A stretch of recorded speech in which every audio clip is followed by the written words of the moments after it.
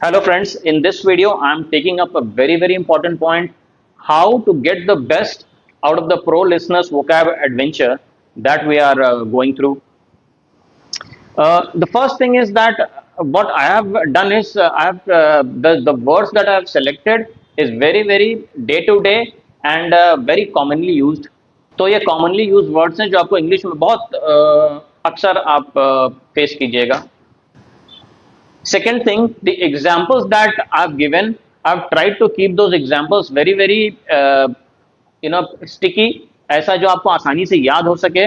You may find it a little humorous, slightly emotional. That is so that you don't find it difficult to retain. वो आपको याद आसानी से हो जाए. Third thing is that जब भी आप उसको पढ़ रहे हैं तो प्लीज मेमोराइज करने की कोशिश मत कीजिएगा. मेमोराइज करने से आप उसको भूल जाएंगे कुछ दिनों के बाद. उसको आपको किसी तरीके से उसको ऐसे पढ़ना है समझ करके एग्जाम्पल्स को, ताकि वो आपके मेमोरी में रह जाए. जैसे एक बीज की तरह उसको प्लांट करना है ताकि वो बाद में आपको अलग अलग सर्कमस्टेंस और सिचुएशन में आप उसको यूज कर सकें. Read it in a relaxed and comfortable manner. Pause the video and shadow those sentences along with me.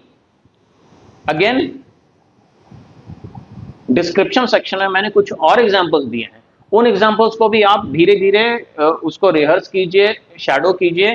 Total 7-8 examples हो गए and those examples will be enough for you to get a good idea कि ये word किस किस situation में, किस किस sentences में, किस स्ट्रक्चर के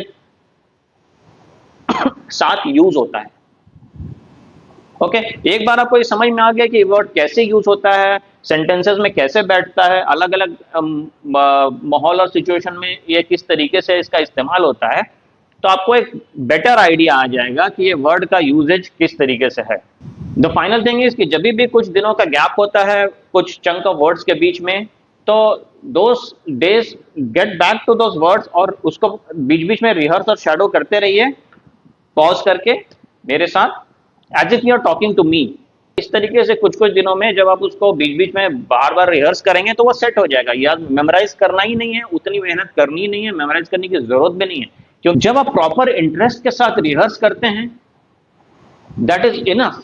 वो आपके दिमाग में एक सीड की तरह, बीज की तरह बैठ जाएगा. अगर आपने उसको मेमोराइज करने की कोशिश की तो आपको लगेगा कि वो बैठ गया, बट कुछ दिनों के बाद आप उसको भूल जाएंगे, क्योंकि आपने उसको प्रॉपर इंटरेस्ट और पैशन के साथ उस टाइम एफर्ट नहीं लगाया. तो don't worry at all, normal reading, shadowing और रिहर्सल से ही काम हो जाएगा. या so guys, keep coming up for fresh words, be resilient. And the final and the most important thing now, start using those words in day-to-day life. You can use them at your home, with your wife, with your family, with your brothers and sisters, with your kids.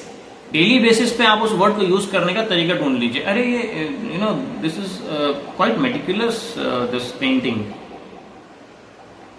और say you have been resilient with your work and it is a very good thing.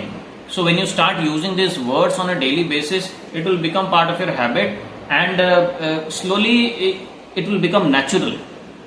Initially it may not feel natural, but when you start using it, it will start becoming natural. You may start using it in English also.